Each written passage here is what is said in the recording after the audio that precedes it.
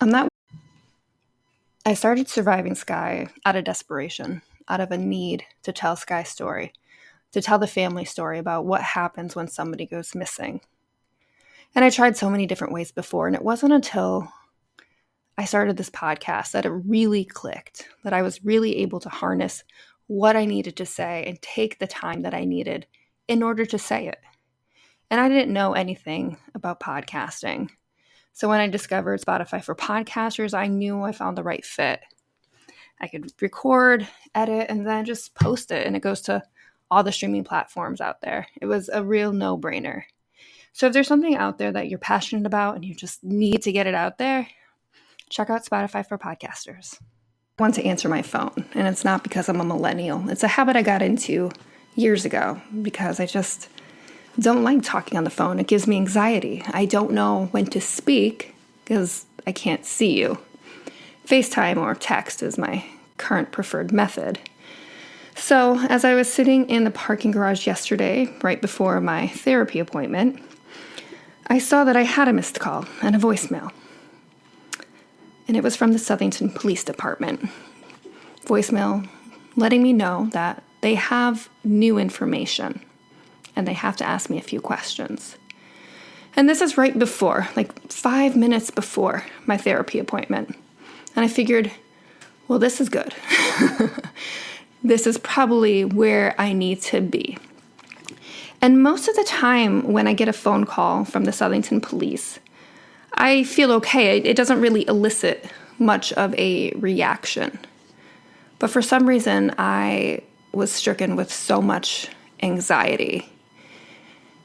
And most of the time, I would have just waited till after the appointment because I don't like being late to things. I don't like things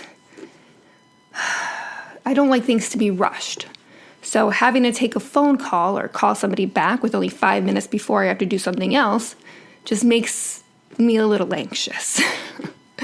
But there was something about the voicemail where I knew I just had to call. So I called. I called when I got into the lobby of the building, and the officer answered. And then he told me, let me call you back in 5. Great. Great. 5 minutes before my therapy appointment, and I have to wait 5 minutes for a phone call from the police. So I sat anxiously waiting for both the therapist and the police officer to call. And the therapist got to me first, which was probably a good thing. And she brought me into the office. And I told her, I was like, I am going to have to take a call because the Southington Police called. And she was like, oh, of course. Obviously, I didn't have to explain too much. She already knows. She knows too much. So it was only 2 minutes into our therapy session when I received a phone call from the Southington Police Department. He quickly, apologized, said he had like 5 things going on at once. And he then let me know that he got an update from Interpol.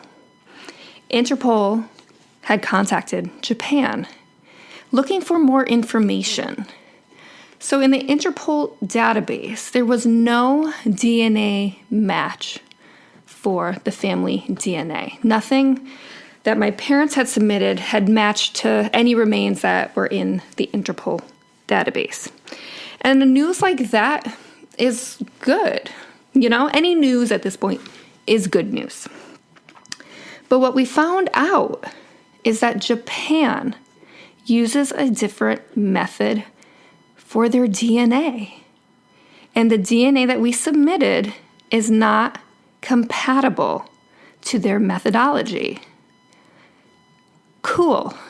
Would have been nice to know this. So they had replied back to Interpol, letting them know that the DNA that was submitted will not be able to be used in their database and could not check further into their own records. So Interpol had asked again what needs to be done. And Japan replied with, they need to come to Japan to submit the DNA. This information was relayed to the police officer in Southington, and that officer had called the Connecticut State Lab, wondering if there was a way to take the DNA that was in the Connecticut State Lab and change it to accommodate the methodology that they use in Japan to match DNA. It was beyond that person's scope, so she informed the police officer that she would look into that. The police officer had suggested that my mother could easily go down to the Southington Police Department to submit DNA in whatever methodology that Japan needed, and then it could be shipped out. But they need clarification on that. Clarification on if you can submit DNA that way, if they would accept that. Or if we have to go to Japan. So he told me all of this information as I sat on the couch in my therapist's office. And I was excited and scared and nervous and just all of the feelings, I guess, that you would feel when given this kind of information. Because the thing is, I've been wanting to go to Japan. My family's been wanting to go to Japan. But we always felt like there just needed to be something else to ensure that taking a trip there would be we would make the best use of time and money spent. We want to be efficient and effective in going there, not just to retrace steps, but to get the work done, to leave with knowing that we could have done everything, that we did everything that we could in our power. And I was excited at that notion that this was the thing that could bring us there, where we could submit the DNA and get the police records, because we would be there. There would be no excuse for them not to hand these things over. And I talked through it with my therapist. And I also prepared to speak with my mom about this, to let her know that, hey, maybe let's look at plane tickets.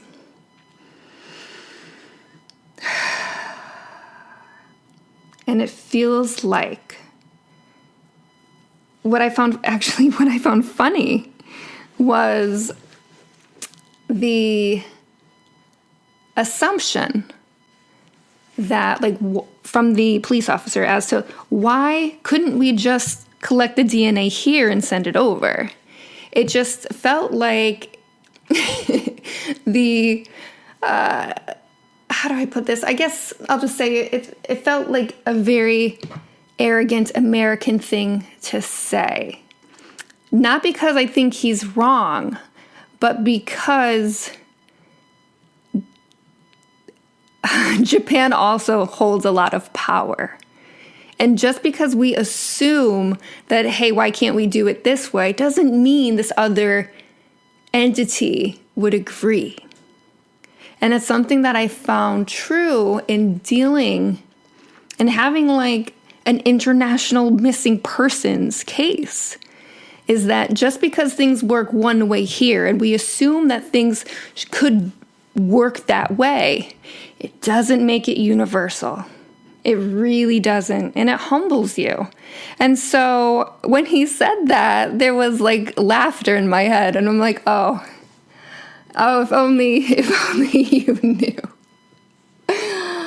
And it was in that moment where I was like, oh, we're going to have to go. That's what it's going to be. But I don't know yet. And the last correspondence that I had with the detective was about a month ago. So I don't know when I'll get another reply about this. And it's just one of those things that I'm going to have to sit with and wonder about and try to plan logistically in my head, like when could I go? Or is it just an easy thing for my mom to go down to the police department and submit some DNA? This is kind of a perfect example of what it's like to just not know how to navigate a system, because there are no systems that can accommodate a case like this. It's all like, mismatched puzzle pieces, and all of them are flipped upside down, and you don't know what goes where, and nobody does. Even the people that you think would know, they don't know. And that's just the reality of it. So, another thing. When I got home, I told my husband, and he was like, okay, let's figure out when we're going to go. And then I was like, well, let me talk to my mom. So I FaceTimed my mom. And as I was telling her, it hit me. Sky went missing 15 years ago, 2008. I was 24 at the time. I'm currently 40. My mom was, well, let me do the math.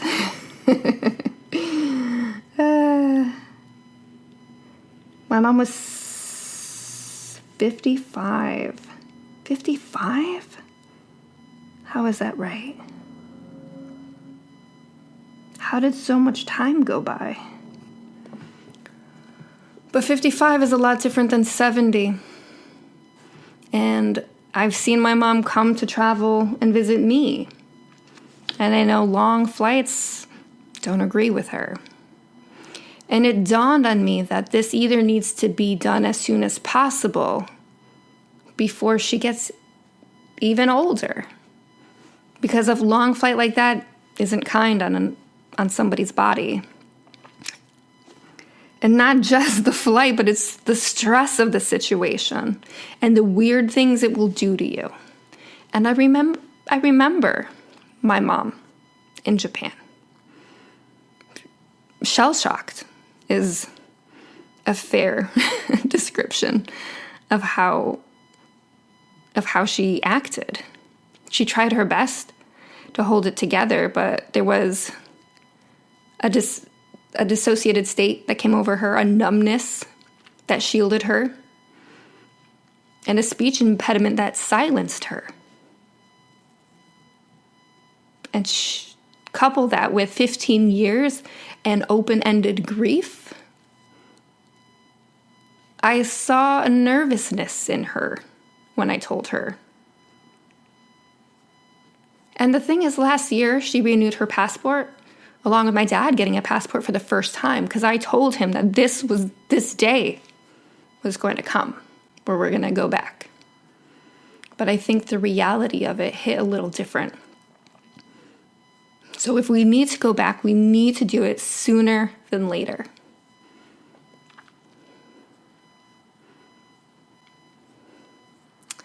There's a part of me that wants to go as soon as possible, and might be disappointed that if it's submitting a DNA sample in Southington, if that's efficient and good enough, I'd be kind of let down.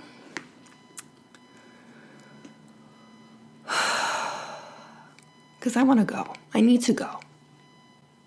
And it was funny, as I sat in therapy and I was going over all the different scenarios that could come from this situation, my therapist was like, normally I don't suggest for anyone to go back willingly to a place that had caused so much trauma. But in this case, I think it's necessary. And I couldn't agree more. It's something I need to do. 100%. And that's for me. I don't know if it's something my mom needs to do. You know? I don't know if that would be good for her. Not in the same way that it would be good for me. And that's a funny thing about this complicated grief and the trauma and the what it does to you. It changes you. My mom is not the same person that she was 15 years ago. She is not. At all. She is not the person that raised me. I don't know if she knows that I can tell, but I'm sure she can. I don't recognize her as the same person.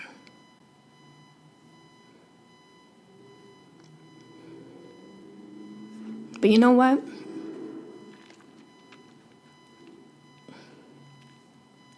You know what? I don't think she'd hesitate to go. Even if it hurt her in some way.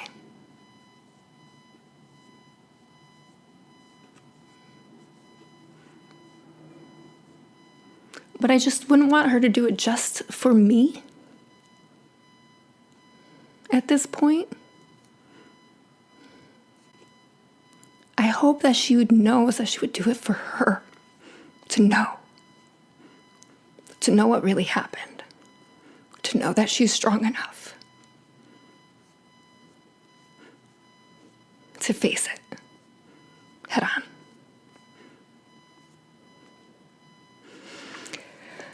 So,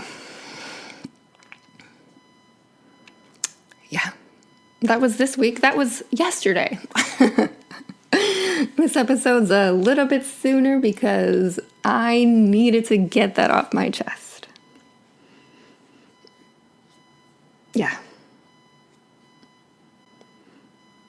So, there's an update. I think the most substantial update that we've had yet. An update that gives us some kind of movement to check some boxes off, to make this all worth it.